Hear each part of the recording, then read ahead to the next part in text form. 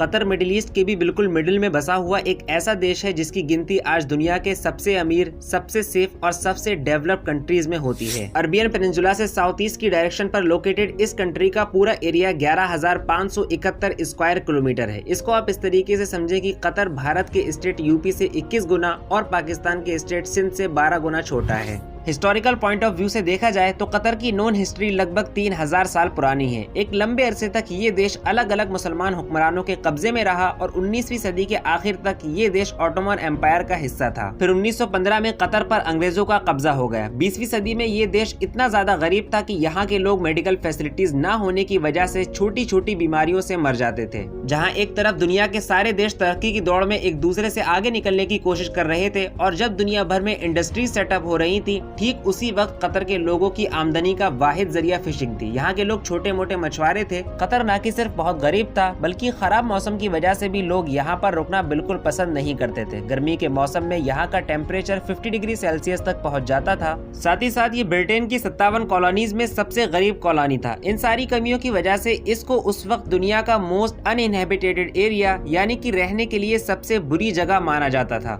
लेकिन शायद कुदरत ने इस देश के नसीब में दुनिया की एक मजबूत इकोनॉमिक और पॉलिटिकल पावर होना लिख दिया था। कतर के दिन पलटना तब शुरू हुए जब 1939 में यहाँ के शहर दुकान में जमीन के नीचे भारी ऑयल रिजर्व का पता लगा। ये ऑयल रिजर्व्स इतने ज्यादा थे कि कुछ ही महीनों के बाद कतर ने 45,000 barrels petrol per day export करना शुरू कर दिया, जिससे उसको हर दिन 4.2 मिलियन US$ यानी कि 33.5 करोड़ रुपए का फायदा होता था। कहते हैं कि दौलत छप्पर फाड़ कर मिलती है, लेकिन कतर को शायद दौलत छप्पर फाड़कर नहीं बल्कि जमीन फाड़कर मिली थी, क्योंकि 1951 में यहाँ की जमीनों में इतने बड़े नेचुरल गैसेस के रिजर्व्स का पता लगा जिनके सामने इसके ऑयल रिजर्व्स कुछ भी नहीं थे। काला सोना यानी कि पेट्रोल की दौलत की वजह से अब कतर ने धीरे धीरे तरक्की के रास्ते पर आना शुरू कर दिया था। अब यहाँ पर नए नए हाईवेज, स्कूल, कॉलेजेस और हॉस्पिटल्स बनने लगे थे। नई नई मार्केट सेटअप होने लगी तो यहाँ के रहने वालों को भी रोजगार मिलना शुरू हो गया और इस तरीके से कतर ने एक खुशहाल देश बनने की तरफ अपना सफर शुरू कर दिया। 1971 में ब्रिटेन ने कतर से अपनी आर्मी को वापस बुला लिया और इस तरीके से कतर एक आजाद देश बन गया। अंग्रेजों के जाते ही यहाँ पर अल थानी फैमिली का राज शुरू हो गया और अहमद बिन अली अल थानी कतर के पहले राजा बने।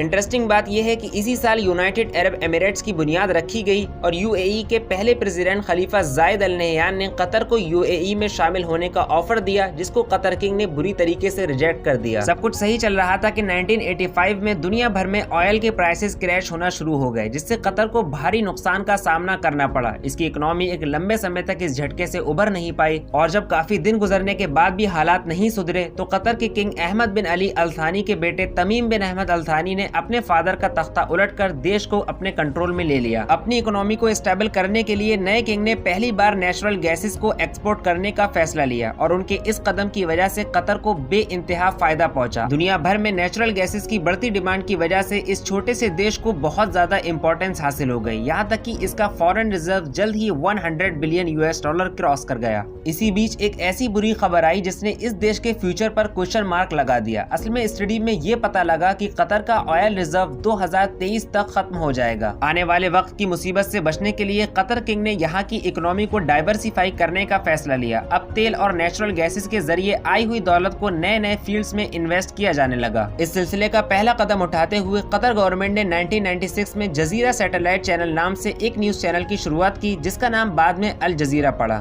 फिर 2 साल के बाद 1998 में कतर गवर्नमेंट ने 800 करोड़ रुपए के भारी बजट के साथ 25,000 स्क्वायर मीटर पर फैली हुई एक एजुकेशन सिटी की बुनियाद रखी।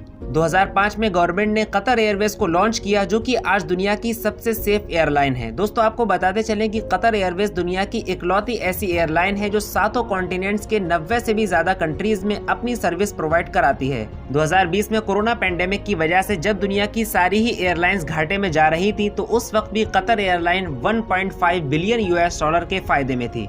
2006 में इंडोनेशिया को पीछे छोड़कर कतर दुनिया का सबसे बड़ा नेचुरल गैसेस का एक्सपोर्टर बन गया। इंडिया कतर से LNG और LPG जैसी गैसेस को बड़े लेवल पर एक्सपोर्ट करता है। दोनों कंट्रीज के बीच में ये कारोबार लगभग 5 बिलियन US$ यानी कि 40,000 करोड़ रुपए पर ईयर का है। मतलब ये कि आपके घर में जिस गैस सिलेंडर के जरिए खाना बनता है, इस बात के पूरे चांसेस हैं कि वो गैस कतर से ही आई हो। आज कतर की पॉपुलेशन लगभग 30 लाख तक पहुँच चुकी है, जिनमें से 2,80,000 वहाँ के सिटीजन है। बाकी बाकी 27,20,000 लोग बाहर से आकर काम करने वाले हैं। जहां एक तरफ कतर के इंजीनियर्स, प्रोफेशनल्स और बाहर से आकर काम करने वाले लोगों का वहां की कामयाबी में बड़ा हाथ है, तो वहीं किंग तमीम बिन हमद अल थानी के भी रोल को इग्नोर नहीं किया जा सकता। उनके लॉन्ग विजनरी माइंडसेट के बिना शायद ये सब पॉसिबल ही नहीं था। बाकी आप कतर के इस डेवलपमेंट के बारे में क्या कहना चाहेंगे, हमें कमेंट सेक्शन में जरूर बताइए।